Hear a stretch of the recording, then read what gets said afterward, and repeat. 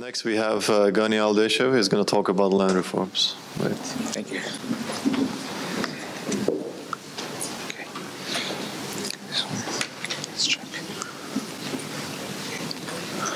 Okay, so thank you very much.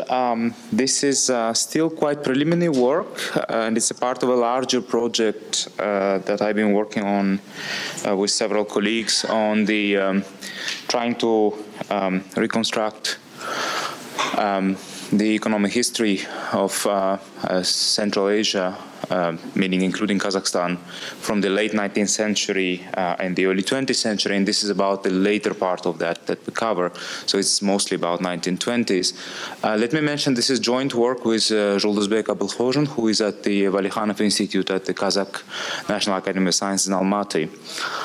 And the question that we are focusing on is on the effectiveness or ineffectiveness of redistributive land reforms in settings where societies are traditional in terms of their structure and values, and we use the Central Asia as the case study for that. So a picture is worth 1,000 words. So this is a, you know, I'm a great fan of development economists, and they like to show their you know, field work data collection pictures. So I wanted to add one. So this is not a picture taken by me, but it was taken in 1915.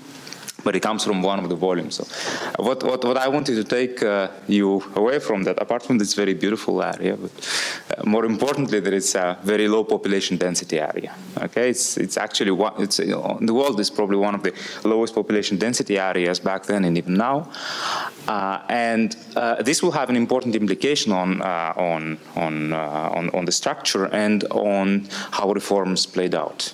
Okay, so. The outline, I will devote some time to the motivation and discuss the data sources, and mostly focus on the structure of traditional institutions and how the land reforms interacted with them. Okay. So the motivation for this comes, for me, besides of intrinsic interest in what happened in Central Asia, as I come to this from development economics background, there is a big debate. There are actually two debates in development economic literature. One is on the role that traditional institutions play in economic behavior. So most people probably know very well the work by Munshi and Rosenzweig on India and the role of caste system. There's been some more recent work on customary justice and chiefs in sub-Saharan Africa. Avner Greif and Guido Tabellini worked on clans in China, and there are many more. Okay, most of that literature looks at the effect of traditional institutions on economic outcomes, and I believe there's one question which is substantially understudied instead is what effect did traditional institutions play on success or failure of reforms done mostly by central governments or more sort of modern reforms, on how do these reforms play out depending on the institutions. Okay. And interestingly, there, we also hope to contribute to another debate, which is on the effect of redistributive land reforms in developing countries. That seems to be a very important policy debate. There are several quite rare successful cases, and there seems to be many examples of failed reforms, in particular in Latin America and Africa. So, and one question that we ask there is that, you know, to which extent this has to do with the structure of traditional institutions there. Okay, we don't have a conclusive answer yet, but we believe there is some sort of signs that this might be an important area to look at. So this is so the question is why then focus on economic history? What can we learn from the economic history episode? And here let me take this citation from actually one of my favorite papers, surprisingly read by many people, both in development and econ history. This is by Michael Woolcock and Biju Rao and Simon Sretter, who is a historian. The article entitled "How and Why Does History Matter for Development Policy?" And I find this image actually quite illuminating. So they say historians view the past as a flowing river, and the policy intervention is like pouring a dye into this flowing stream. Okay? So what they say is that, you know, this reform gets diluted and may or not change the color of the water in the intended fashion. In this sense, policymakers need to be more realistic about the way in which the policies will mix into the flow of society's history and not simply imagine they will achieve laboratory results they wish for them. I find this the best motivation to study economic history from the policy perspective. What we do is an exercise in this line. Okay? So why we are interested in 1920s? 1920s in Central Asia was the particular period where it was already after 1917 revolution, but before the collectivization started. So those 10 years or 10, 12 years of time are very interesting for this particular question is because of, early 20th century allow us to have a lot of interesting data about the traditional structure, but also because 1920s where several large-scale land reforms attempted to be implemented, in particular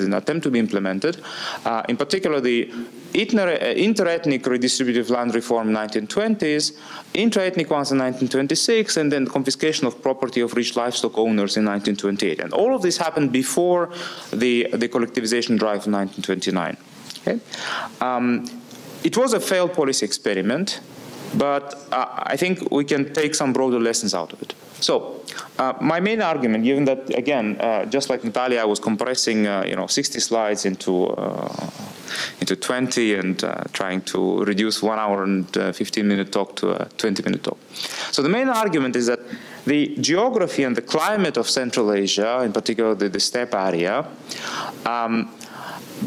was such that the adaptation of people who lived there essentially induced them to choose an economic system which was mostly based on nomadic pastoralism.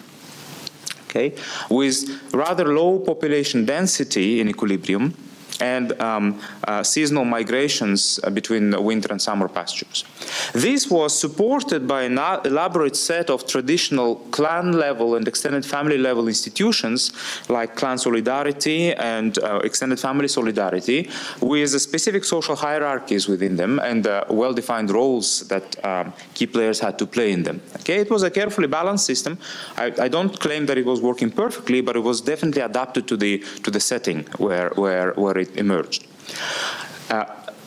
In this system, then you get land reforms, which were mostly politically motivated in the 1920s, and I claim that they failed in their objectives because of the poor understanding and the disregard for the traditional institutions in which they were implanted. Now, interestingly, the historical consequence of that is that the failure of these reforms in the 20s induced the Communist Party leadership to opt for a much more radical one, which then led to elimination of key elements of the traditional institutional system, and this essentially led to the collapse of the traditional economy in the late 20s. Okay, so that's essentially what I will try to present you in a slight more detail now. So, for those who are less familiar than people from the ex-Soviet Union about what area we're talking about. So, this is 1914 map of Russian Empire. This is the European Russia, for which quite some work has been done, including by many people in this room. And the rest is this much larger part called the Asian Russia. And we're focusing here on this area where the red circle is, essentially. So this is the Central Asian colonies, ex-colonies of Russian Empire. And most of the data is collected by this, collected in this somewhat narrower green circle. So historical context. Here I'm trying to compress several centuries of history in one slide, so please be patient, and in case you see many things have been skipped from here. So essentially, 1730s and 1740s is a period where what is now Kazakhstan has become a protectorate of Russia, mostly having to do with the continuous fights between the Kazakh tribes with their eastern neighbors, so the Western Chinese, and looking for a better alliance with a stronger power. They asked for a protectorate status from Russian Tsar, and it didn't happen immediately overnight. It happened in several waves and in several subgroups of clans and tribes actually joined this over time. 1861 is the famous abolition of serfdom in Russia. In the 1870s is the period of in the beginning, unregulated Russian peasant in-migration into the Kazakh steppes, and it accelerates later in 1890s when it becomes a regulated in-migration. It leads to, among other things, to a substantial increase in land pressure in Central Asia. In 1916, this rising land pressure, together with the draft for the World War I, is the cause of one massive uprising of Kazakh tribes against these what is considered to be as land expropriations. In what is happening just after that, interestingly, 1917 revolutions didn't change that much economically. They changed some things politically in Central Asia, but there was rather little involvement of Central Asia in what was happening there. So I've been reading recently several accounts where essentially historians agree that for Central Asian population, these were essentially Russians fighting Russians somewhere up north there. So they said it's their wars, it's their fights, and this is not ours. So that's an important point because that will interact with what was happening later on in the 20s. The Civil War, 1918, 1920, 2021 was the first large-scale famine in Kazakhstan, mostly caused by natural shocks, but not only. And then this is the beginning of the period in which we focus on in terms of reforms. 1921, there were the early land reforms, which redistribute land back from the Russian and Cossacks to the indigenous people. And in a second, I'll explain the political underlining behind this. The mid and late 20s were instead large-scale within ethnic redistributive land reforms, so essentially taking it away from the rich Kazakh households and giving it to the poor Kazakh households. And later on came the collectivization drive, okay, which led to another, what we call the Great Famine, which was smaller in absolute numbers as compared to Ukraine, but it was actually higher as a share of population. Okay, so this is a favorite picture of Katya, and this is essentially represents the 1913-1914 map of Central Asian territories on which data was collected, and these different signs here essentially just, okay, so two things to take away from that. These signs are essentially what was the main livestock that was cultivated. This is essentially, it's not the grain cultivation area, this is livestock herding, okay? So those who has the horse head is where people were mostly, herding horses. This, in the east, so in the west, you can mostly see that these are, cattle, sheep and goats, mostly in the south. More important thing to take away from this picture is that the darker colors correspond to a higher share of population that cultivate, and the hashed areas where a higher share of people were sedentary, semi-sedentary. So this is to say that most of this area was where people were cultivating still quite little, and where most people were still nomadic or semi-nomadic. Okay, so that's sort of the takeaway. But there was a lot of variation between areas on that. Okay, so okay, sorry. The sources. Let me go through this very quickly. Mostly these are statistical colonial expeditions. There were several waves of them, 1896, 1903, and there were some of them were repeated. These were essentially done by colonial administration, by very good statisticians, by the way, and these are very detailed, and they include. So this is how one page of these volumes would look like. So it's really rather modern tables. So it has to do with population, with livestock, with professions, and so on and so on. And these are at the level of auls, which is essentially extended families. So it's a confederations of households, and there's a huge amount of data there. And so we're in the process of cleaning and processing them little by little. So what do they include? Essentially, they include highly detailed questionnaires asked to the extended family heads about which clan they belong, what kind of wealth they possess in terms of livestock. We also have clan genealogical trees, geographic maps on which for some of these volumes that the positions of this can be placed, and so on.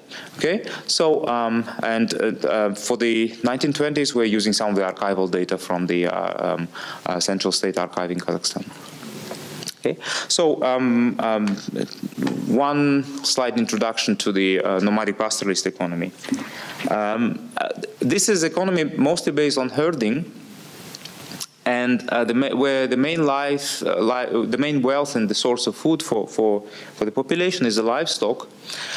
The main problem that the people who live in these areas have to solve has to do with the big variation in climate between winter and summer. Okay, summer in the steppe is rather good. Steppe provides enough resources to feed large amount of animals, but the steppe is extremely harsh conditions in winter. So you should imagine that, you know, Moscow is warm in comparison. Okay, and St. Petersburg is warm in comparison. We're talking about temperatures minus 30 Celsius on average in winter, with very strong winds. Okay, so essentially it's areas where it's impossible to live. Even today, it's extremely difficult to live in the winter time. So therefore, what is the solution that people found to this problem is that essentially is seasonal long-distance migration, which is moving together with all your livestock to the winter pastures in the areas which is slightly warmer and better protected from winds, so essentially to the hilly areas or to the southern parts of Kazakhstan. But mostly, even in the north, you can find the areas which are, you know, more hilly, so therefore, even when it's cold, it's better protected from wind, okay? And then wait and essentially allow for your animals to, you know, to graze in those areas in winter, and then as soon as the temperature gets slightly better, you move to the summer pastures. So these are long distance. So for the largest amplitude of this is, you know, is several hundred kilometers one way. Okay, and remember, when you move everyone, it moves very, very slowly. So, you know, some of the tribes here were, you know, spending several months every year just moving their place. Okay. On the top of it, you have this important production risk, which is the longer than normal winter, even by a few weeks, will dramatically decrease the likelihood that your livestock survives, because the winter pastures get overgrazed in that case, and it's too cold to move, but, you know, the grass is gone, and therefore the animals die there. So in this kind of setting, why I'm being so slow on this? Because essentially this requires a lot of cooperation between the families in these kind of situations. Okay, and this cooperation was organized. And so here's a picture that comes from one of the maps of that period. This is for one of the volos of the northern years, and essentially it indicates, for example, these dots on this one. All of these are winter pastures. And the arrows showing that people were moving from this winter pasture to a common summer pasture during spring, okay? And then in autumn they would move back. So this is an area where the amplitude was not very big, and for some other areas you can find actually a lot of, you know, north-south and much longer distance migration. But this is somehow how it happens. You know, people cooperate in large groups in summer in these open areas, like this one, while in winter they spread out to the summer pasture, to winter pastures. This is the structure to represent a little bit, you know, on the property rights, who was holding what. And people often ask me, you know, what was the land ownership structures there? You know, there was no such thing as private property on land. The private property was only on livestock, and it was at the level of households. Okay, so individual households, so mother, father, 4 children, plus maybe an aunt or some elderly member of the family, would hold private ownership on livestock, but the land, even on winter pastures, would be essentially common property, closed access of what is called an extended family, which is a confederation of individual households, mostly related by blood. Okay, and these extended families then grouped to a larger unit called clans, and these are essentially we're holding common property ownership on land on summer pasture, but it was essentially, you know, much less strictly regulated, because, as I said, land was less scarce in summer. Okay, good. So the clan served as an insurance mechanism, both within extended families and across. Within extended families, the richer households provided help to poorer households if these poor households were hit by shocks. Okay, there will be some redistribution of livestock from rich to poor. And then within clan as well, across families, you would have, for example, if a family living further away in winter had a larger loss of livestock, you'll have a redistribution within clan. Okay, so that was important. Okay, now let me quickly go to the reform part, given that I only have 5 minutes left. So, yeah, I'm sorry, many things happened. Okay, fine, many things happened. Okay, good. Now, 1917 revolution, and what is happening in the Central Asia from the political perspective can be captured by this phrase of Lenin, which is it's fundamental to, to maintain this territory. Lenin was obsessed by keeping the territory of the Russian Empire still inside this new country, newly born country, and for that he needed to win the full trust of the indigenous population. That was an important objective. Okay, this implied that the first reform of 1921 was interethnic, because that was a way of winning the hearts of the indigenous population. The Communist Party were telling them, look, land was taken away from you during the Russian migration in the early 20th century. We are doing our best to give it back to you. Okay, and that was a way of trying to convince the indigenous population to be on the side of the Communist Party. Okay, there were problems with this reform, of course.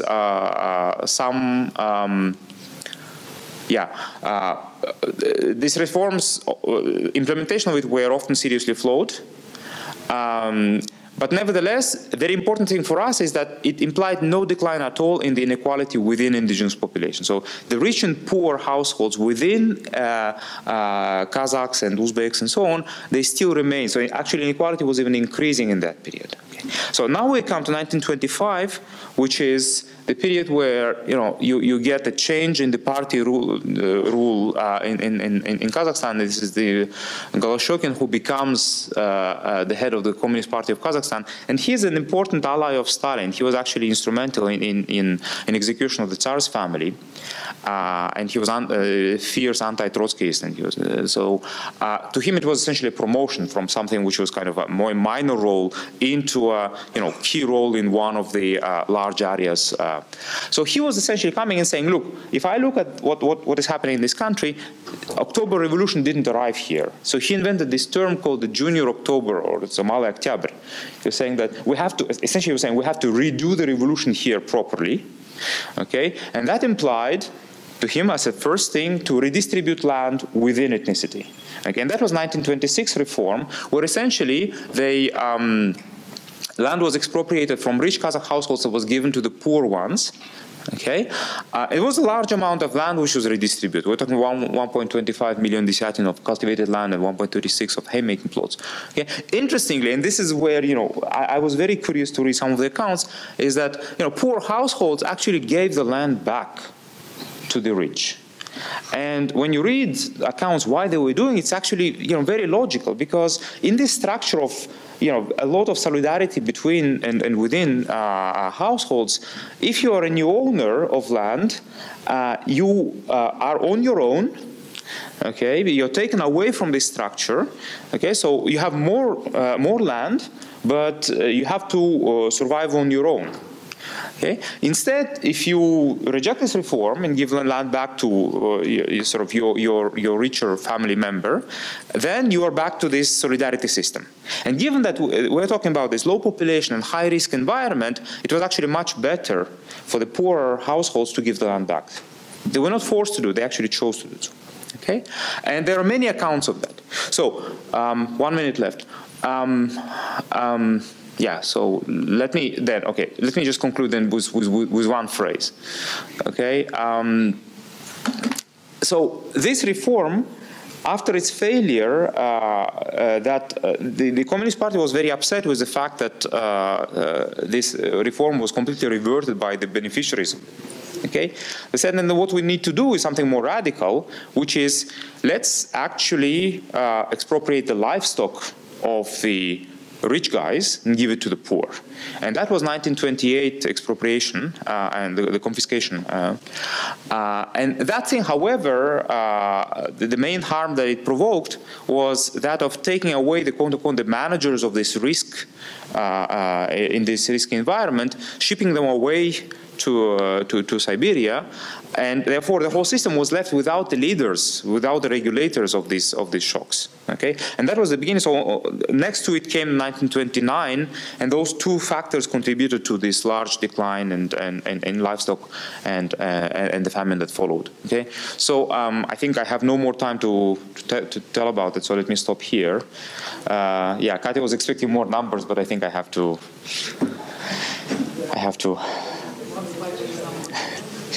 Well, yeah. I will tell you more about it. Okay, so let me stop here.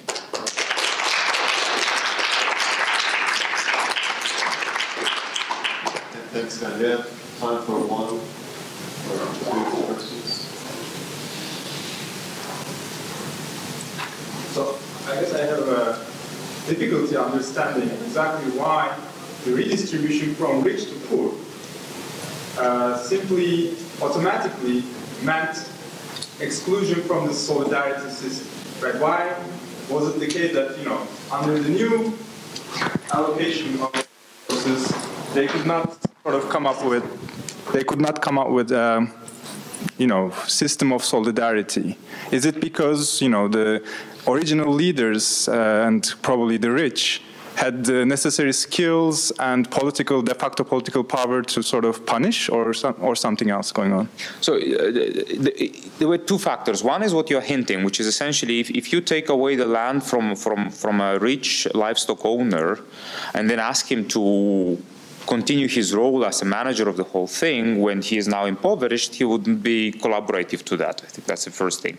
But more importantly, and I think here the mistake actually of the original plan comes, the party leadership was very optimistic about having a large amount of land would induce the ex-poor to start cultivating more actively. That is, not only possess more land now, but also switch rather quickly the production from livestock to the grain cultivation. And that thing actually implied, jumping more quickly into completely unknown or rather unknown economic choices, which of course required less cooperation in large groups, but essentially implied a very risky adoption of new technology, quote unquote, a new economic system. So I think these two things were combined. It's difficult to give the weights to the two because you find the accounts of both, but both of them went in the same direction, that actually this then implied that from the point of view of the poor households, they were facing this choice of highly risky new opportunity versus something which would provide you, survival minimum under the old structure. I think there was. Thank you, Gani. Okay.